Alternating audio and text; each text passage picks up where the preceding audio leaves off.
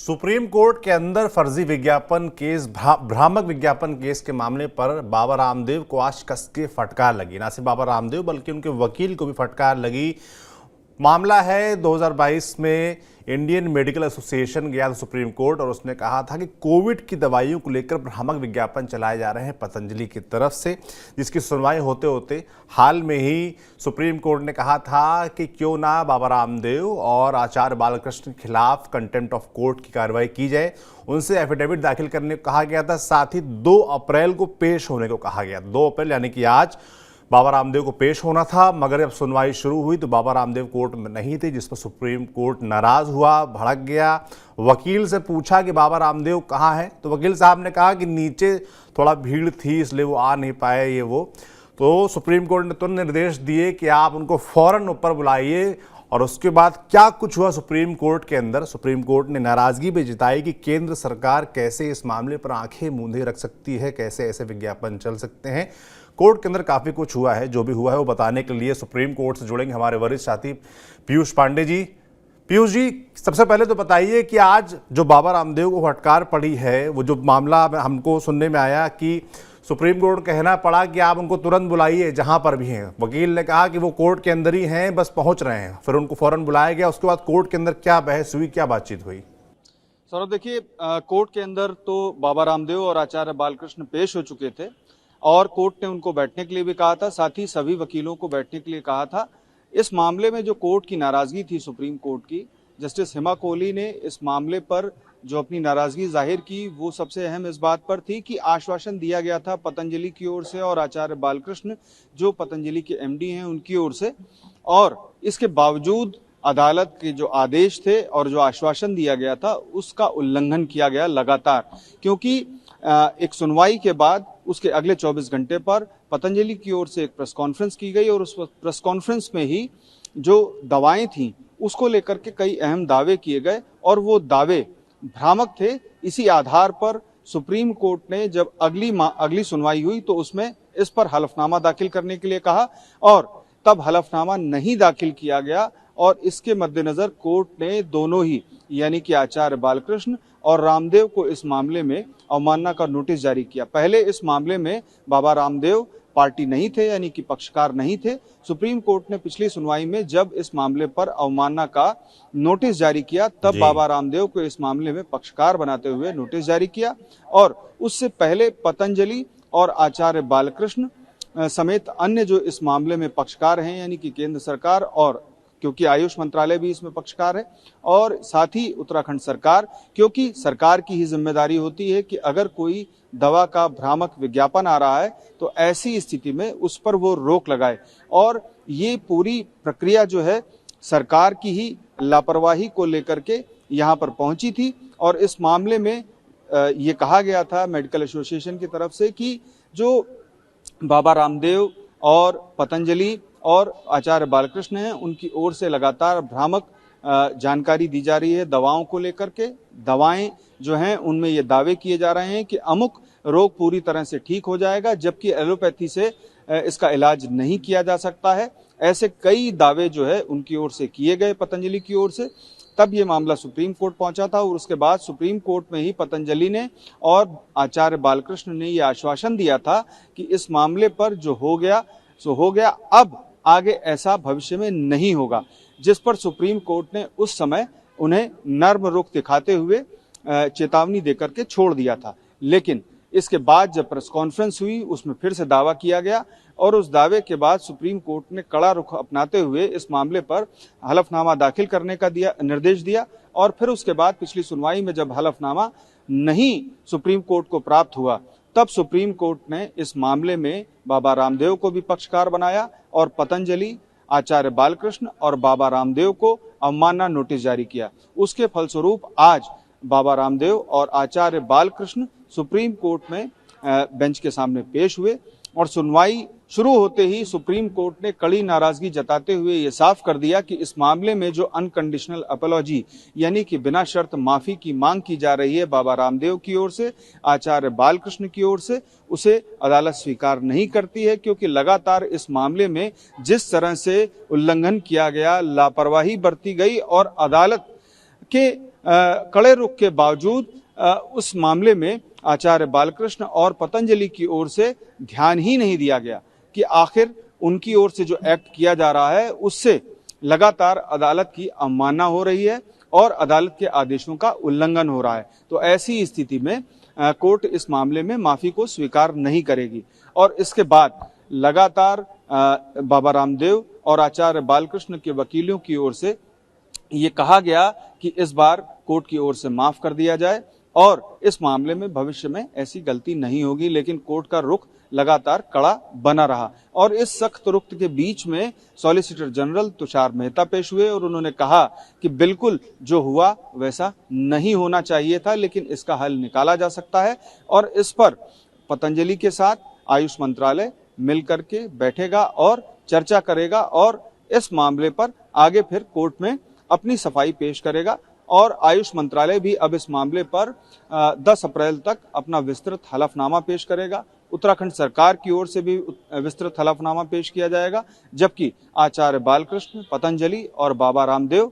की ओर से भी हलफनामा पेश किया जाएगा और दोनों यानी कि आचार्य बालकृष्ण और स्वामी रामदेव अगली सुनवाई में भी 10 अप्रैल को कोर्ट के समक्ष पेश होंगे। ये मामला अभी समाप्त नहीं हुआ है और सुप्रीम कोर्ट का इस मामले में बड़ा सख्त रुख है। ऐसी स्थिति में अब देखना ये होगा कि 10 अप्रैल को बाबा रामदेव और आचार्य बालकृष्ण के प्रति क्या रुख सुप्रीम कोर्ट का रहता है, क्योंकि इस मामले में लगातार हीला हवाली और आदेशों के उल्लंघन का मामला सुप्रीम कोर्ट ने पाया, जिसके बाद ही सुप्रीम कोर्ट ने इस मामले में अवमानना का नोटिस जारी किया था और वो भी बाबा रामदेव को इस मामले में अचानक पक्षकार बनाने के बाद अवमानना का नोटिस जारी किया गया था। चूंकि पूरी दुनिया में अगर पतंजलि को जाना जाता है तो बाबा रामदेव की वजह से जाना जाता है और यही वजह थी कि सुप्रीम कोर्ट ने इस मामले में बाबा रामदेव को भी पक्षकार बनाया, क्योंकि इससे पहले जो कार्रवाई चल रही थी उसमें पतंजलि और जो कंपनी के एमडी यानी कि आचार्य बालकृष्ण उनके खिलाफ सुनवाई हो रही थी और उस मामले में उन्हें जवाब तलब भी किया गया था। लेकिन जब ये देखा गया कि लगातार लापरवाही की जा रही है और इस मामले में कोर्ट के आदेशों की अनदेखी की जा रही है, तब कोर्ट ने इस मामले में सख्त रुख अपनाते हुए पिछली सुनवाई में अवमानना का नोटिस जारी किया और आज उसके परिणाम स्वरूप बाबा रामदेव और आचार्य बालकृष्ण जब पेश हुए तब सुप्रीम कोर्ट का गुस्सा उन दोनों पर फूट पड़ा। जी सौरभ। बिल्कुल पीयूष जी, साफ तौर पर समझ में आ रहा है कि सुप्रीम कोर्ट का रुख जो है इस पूरे मामले में बिल्कुल सख्त है, क्योंकि जिस तरह की टिप्पणियां की गई, सुप्रीम कोर्ट ने साफ तौर पर बोला कि पतंजलि भ्रामक विज्ञापनों पर देश से माफी मांगे। हम रामदेव के वकील का माफीनामा सुनने के लिए नहीं बैठे हैं। सरकार पर टिप्पणी करते हुए कहा कि सरकार कैसे इस पूरे मसले पर आंखें मूंद कर बैठी हुई है। बाबा रामदेव के जो वकील थे बलवीर सिंह, उनको भी काफी डांट लगाई और जो माफीनामा था उसको खारिज कर दिया, कहा कि हम आपके माफीनामे से खुश नहीं हैं, ये एक दिखावा है। तो कितनी सख्ती सुप्रीम कोर्ट के अंदर हुई है, थोड़ा हम और डिटेल्स चाहते हैं आपसे कि जो बहस हुई, जो बलवीर सिंह जो वकील पेश हुए थे उनसे कहा गया कि आप पेश जरूर हुए मगर इस मामले में पहले बाबा रामदेव आए, वो अपना पक्ष रखें, वो माफी मांगे, वकील को आने की जरूरत नहीं है। तो बहस क्या कुछ हुई है, जस्टिस अमानतुल्लाह और हिमा कोहली ने बहस में क्या कुछ कहा, क्या क्या टिप्पणियां और की आपकी जानकारी में जो हो? जी बिल्कुल सौरभ, देखिए जैसे ही सुनवाई शुरू हुई जस्टिस हिमा कोहली ने ये स्पष्ट कर दिया कि इस मामले में कोर्ट का रवैया बहुत सख्त है। हालांकि जो वरिष्ठ अधिवक्ता बलबीर बाबा रामदेव की ओर से पेश हुए थे, उन्होंने बताया कि कोर्ट में अनकंडीशनल अपॉलॉजी का हलफनामा पेश किया गया है, पर कोर्ट ने कहा कि हम उसे रिकॉर्ड में नहीं ले रहे हैं क्योंकि इस मामले में हम हलफनामा स्वीकार ही नहीं करेंगे, क्योंकि लगातार जो अनदेखी की गई कोर्ट के आदेशों की, उसके मद्देनजर कोर्ट इस मामले में खासा नाराज था, खासतौर पर पतंजलि, बाबा रामदेव और आचार्य बालकृष्ण पर। इसके बाद लगातार बलबीर सिंह की ओर से सुप्रीम कोर्ट की बेंच से ये माफी मांगी जाती रही और ये कहा गया कि इस मामले में कोर्ट जो भी निर्णय लेती है तो उस पर ये ध्यान रखा जाना चाहिए कि इस मामले में जो गलतियां हुई थी उसको लेकर के अब माफी मांगी जा रही है। लेकिन कोर्ट किसी भी तरह से इस मामले में उनको राहत देते हुए नहीं दिखाई दे रहा था। लेकिन इसी बीच सॉलिसिटर जनरल तुषार मेहता जब कोर्ट में पेश हुए तो उन्होंने ये स्पष्ट किया कि इस मामले में जो हुआ वो गलत हुआ, लेकिन आयुष मंत्रालय बैठ करके चर्चा करेगा पतंजलि के साथ में और वकीलों के साथ में, तब इस मामले में कोई हल निकाला जा सकता है और इस मामले में आयुष मंत्रालय विस्तृत हलफनामा भी दाखिल करेगा। तब कोर्ट का रुख आयुष मंत्रालय के प्रति भी काफी सख्त दिखा और कोर्ट ने कहा कि आखिर सरकार क्या कर रही थी जब भ्रामक विज्ञापन जारी किए जा रहे थे और इस मामले में उत्तराखंड सरकार यानी कि केंद्र सरकार की ओर से क्या निर्देश जारी किए गए और उत्तराखंड सरकार ने उन पर क्या एक्शन लिया, ये सब भी दोनों ही सरकारों से पूछा गया है। और साथ ही इस मामले में जो अवमानना की कार्रवाई है उस पर फिर से हलफनामा दाखिल करने के लिए बाबा रामदेव और आचार्य बालकृष्ण साथ ही पतंजलि को भी कहा गया है। साथ ही इस मामले में एक और अहम बात थी कि जो हलफनामा दाखिल किया गया था उसमें जो एनेक्शर लगे हुए थे उनमें कहीं तारीखों का हेरफेर था। उस तारीखों के हेरफेर के चलते कोर्ट ने यह भी कहा कि आपने अदालत में गलत बयानी की है, यानी कि परजरी का केस भी बनता है, वो अलग से बनता है और वो केस भी हम चलाएंगे। तब बलबीर सिंह की ओर से यह स्पष्ट किया गया कि इस मामले में कहीं ना कहीं कोई खामी रजिस्ट्री की ओर से भी हो सकती है और कहीं कोई त्रुटि अगर है तो उसके लिए माफी मांगते हैं और इस बारे में दोबारा से हलफनामा दाखिल कर देंगे। तब कोर्ट ने कहा कि हम रजिस्ट्री से पहले पता कर लेंगे और पक्का कर लेंगे, उसके बाद इस मामले पर आगे की जो कार्रवाई होगी उसमें ये देखेंगे कि परजरी का केस भी बनता है या फिर नहीं। कुल मिलाकर के सुप्रीम कोर्ट का रुख इस मामले में बहुत सख्त था और सीधे तौर पर सिर्फ पतंजलि, बाबा रामदेव और आचार्य बालकृष्ण ही नहीं, केंद्र सरकार और उत्तराखंड सरकार से भी इसी वजह से जवाब तलब सुप्रीम कोर्ट की ओर से किया गया और लगातार सुप्रीम कोर्ट के दोनों जज जो बेंच में थे, जस्टिस हेमा कोहली और जस्टिस अमानतुल्लाह खान, उनकी ओर से ये स्पष्ट किया गया कि इस मामले में किसी भी तरह की छूट बाबा रामदेव और आचार्य बालकृष्ण को नहीं दी जाएगी। अहम बात यह थी कि लगातार जब बलबीर सिंह जो वरिष्ठ अधिवक्ता थे बाबा रामदेव की ओर से, जब वो जिरह कर रहे थे, इस बारे में तर्क दे रहे थे, तब कोर्ट की ओर से ये भी कहा गया कि आप जो कंटेम्नर हैं यानी कि अवमानना करता हैं उनको सामने लाएं और तब बाबा रामदेव और बालकृष्ण को बिल्कुल बेंच के सामने लाया गया जहां पर वकील पेश होते हैं और वहां से बेंच को एड्रेस करते हैं। तो कुल मिलाकर के सभी स्थितियों को ध्यान में रखते हुए आज कोर्ट ने एक अंतिम मौका दिया है बाबा रामदेव और आचार्य बालकृष्ण को और पतंजलि को। अब देखना ये होगा कि इस मामले में आगे आयुष मंत्रालय की ओर से क्या हलफनामा दाखिल किया जाता है और किस तरह से सुप्रीम कोर्ट के नाराज रवैये को नर्म रुख में बदलने के लिए संतुष्ट किया जाता है हलफनामा दाखिल करके। साथ ही इस मामले में आचार्य बालकृष्ण और रामदेव की ओर से किस तरह से फिर से हलफनामा दाखिल करके माफी मांगी जाती है और भविष्य में कभी ऐसी गतिविधि ना हो, यानी कि भ्रामक विज्ञापन पतंजलि की ओर से नहीं दिया जाए, इसको लेकर के क्या दलील दी जाती है और किस तरह से माफी मांगी जाती है, ये 10 अप्रैल को देखने को मिलेगा। और अहम बात ये भी है कि इस मामले में उत्तराखंड सरकार की भूमिका क्या रहती है, ये भी 10 अप्रैल को देखने को मिलेगा, क्योंकि सुप्रीम कोर्ट ने ये स्पष्ट कर दिया है कि इस मामले में उसका रुख बहुत कड़ा है और किसी भी तरह से, चाहे वो केंद्र सरकार हो, उत्तराखंड सरकार हो, बाबा रामदेव हो, आचार्य बालकृष्ण हो या फिर पतंजलि, किसी को भी छूट या राहत की उम्मीद नहीं करनी चाहिए। तो कुल मिलाकर के सौरभ, आज जो हियरिंग हुई उसमें सुप्रीम कोर्ट का रुख बहुत ही सख्त था और